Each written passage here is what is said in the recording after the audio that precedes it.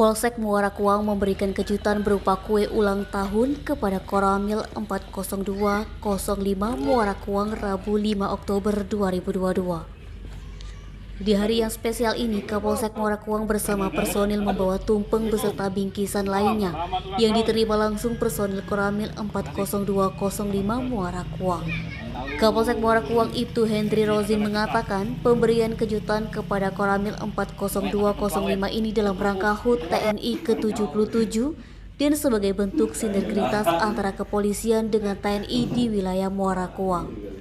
Terlebih dalam waktu dekat, wilayah Kecamatan Muara Kuang akan menghadapi pemilihan kepala desa serentak pada 15 Oktober mendatang.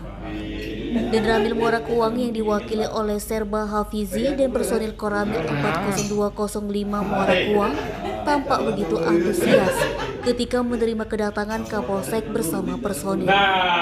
Serba Hafizi juga berharap silaturahmi antara TNI dan Polri terus terjalin bahkan semakin ditingkatkan, terlebih dalam menjaga keamanan dan ketertiban masyarakat. Suasana hangat tampak jelas terlihat dari kedua instansi pada momentum kejutan yang diberikan keluarga besar Polsek Muara Kuang. Eti, Sumeko TV melaporkan.